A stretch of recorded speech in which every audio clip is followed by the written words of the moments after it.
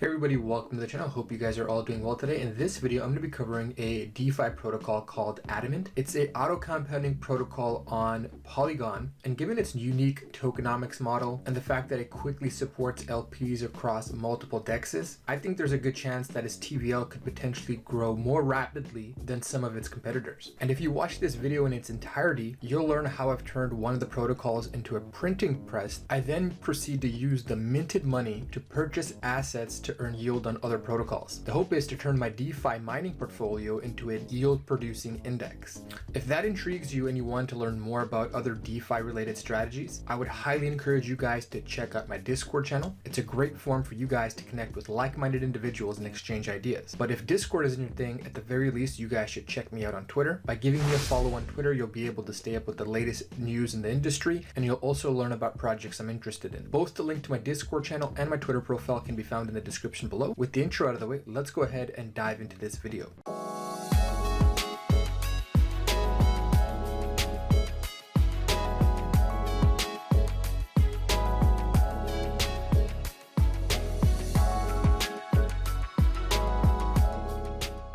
Alright, to kickstart this video, let me give you guys a brief introduction. So generally speaking, the way these auto compounders work is that you have to go to one of these dexes, provide liquidity into, let's say, the USD/DAI pool.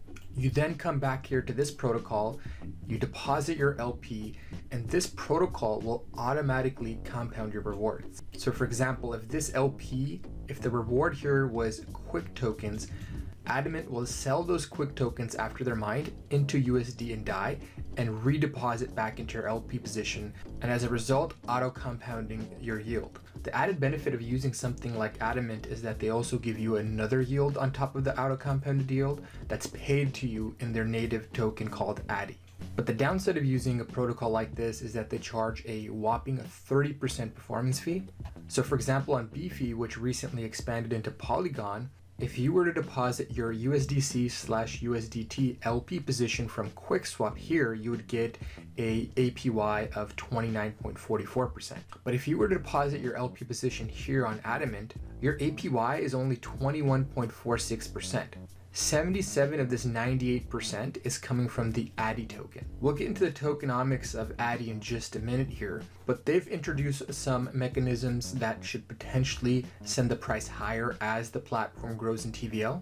But if you don't believe in the tokenomics and you're not interested in risking your money on a newer protocol like Adamant, then BlockFi is probably going to be a better option for you. Because not only are you going to get this APY of 29%, you're also getting all the fees that are generated by this pool on QuickSwap. By depositing your LP position here on Adamant, you're making an implicit bet that ADDY's value over time will go up. And another thing I wanted to highlight is the fact that auto compounding is almost a ubiquitous service in DeFi. A lot of protocols are in the mix. So you can expect Adamant to have fierce competition. For instance, you have Polywhale here that just introduced Reef. It serves the same auto compounding function as Adamant, but it doesn't support as many pairs. But the fees you can see here are a lot less. It costs 1% to get in, 1% to withdraw, and they take about 5% of the profits. They juice up the yields a bit here to compensate for the fees by giving users their native token called Krill. And in my view, this protocol has pretty aggressive deflationary mechanisms in place, because a large portion of the fees are allocated to buying the Krill token off the market and burning it. Another protocol that recently started auto compounding is Polycat. They also have a deflationary model where they used 100% of the fees generated by the burning vault to burn fish tokens and 5% for all the other earning vaults. And what makes them a little bit more unique is that their APY includes all the pool fees. This way depositors have a better sense of what their yield is going to be. And out of all the auto compounding protocols I introduced to you guys, this is probably the least inflationary because their native token fish is going to be capped out at 3 million.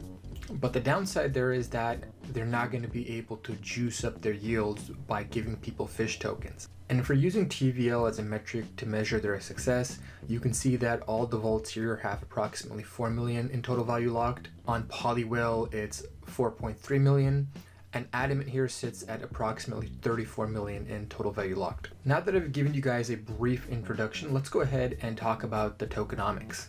So obviously ADDY is used to bootstrap liquidity, but it's also used to distribute fees to stakers. To return value to long-term token holders, if ADDY holders choose to lock their tokens within a fee distribution contract and lock them in there for 90 days, and mind you, it's not possible to pay a penalty to withdraw these tokens, meaning that they're locked in there until the 90 days has expired.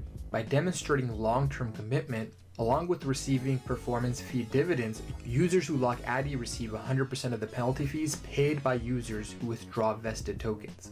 And this is done to combat the inflation, because at the moment 475 ADDY are minted for every 1 ETH earned in performance fees. For example, coming back to this USDT/USDC pair, this protocol approximately takes 9% of the APY. So when this pool accumulates 1 ETH worth of fees, it's converted into 475 ADDY tokens. The rationale being that the inflation is linked to the total value locked and the APY performance. So when the protocol overall isn't doing so hot because the APYs have come down and maybe people aren't making as many deposits as a result, in those periods, the inflation of the token will go down because it'll take the pools longer to accrue that 1 ETH in fees. Another way they're trying to combat ADDY token inflation is by encouraging people who earn ADDY to have their tokens vested for 90 days. They don't technically force you to vest your token for 90 days, but if you were to take your tokens out before the 90 days has elapsed, you'll be subject to a 50% early exit penalty. And since that withdrawal penalty is going to individuals staking ADDY tokens, they've essentially designed the tokenomics to penalize people that are opportunists who are using the Adamant finance protocol for a short period of time, and rewarding individuals who are planning to stick with the protocol long term. Alright, to end the video, I'm going to show you guys my short-term strategy to create a yield-bearing index portfolio. What I decided to do was take some of the profits I made from the Binance Smart Chain and deposit those profits into this pool here. And since Polycat decided to cap their token supply at 3 million, I'm thinking that this could also be a decent pair to follow through with one of my strategies. And what makes it even more appealing is the fact that it's paired with MATIC, and MATIC has been on an absolute tear over the last few weeks. Now, for the sake of this example, let's suppose you ended up choosing Fish/MATIC on QuickSwap, and you put about $10,000 into this pool. Assuming that this APR stayed roughly around 900%, you'd be getting $246 on a daily basis. Every few days, I'll go ahead and harvest my fish tokens, come here to Beefy and find a pair that I'm very bullish on. For example, this DeFi 5/ETH pair allows me to get access to a basket of DeFi coins, and it's paired with ETH, so it kind of acts as a hedge in case those DeFi coins don't perform well. So by selling my fish into this LP position, I basically get a broad basket of DeFi coins that are earning me a yield of 0.13% daily. And if you're willing to take a little bit more risk, there's a CC10 token here that's paired with Quick, and they also have a degen paired with Quick. And if you're not bullish on Quick, you could use the ETH pair instead. And by choosing something like this, for example, degen with ETH, not only are you going to get exposure to 11 different assets, but you'll also earn a yield of 65% on it, and an additional yield of almost 200% paid to you in the ADDY token. Of course, there's added risk of using a newer protocol like Adamant, but you're kind of being compensated for that additional risk by being rewarded ADDY token. And if and when this protocol becomes more established, more credible, you're going to see that yield in ADDY go down significantly over time as more people make deposits into this protocol. And what I'm probably going to do over time is basically pick different pairs from different protocols. This way, not only will I add more diversity to my portfolio, but I'll also get to diversify my risk by using multiple protocols versus committing all my LPs to one protocol. Of course, this entire strategy could go to crap if, for example, Fish or MATIC were to depreciate significantly. But what I wanted to do was take some profits that I made on BC and put them to work on a different layer 1 chain. And a lot of the action that I see on Polygon reminds me of the early days on the Binance Smart Chain.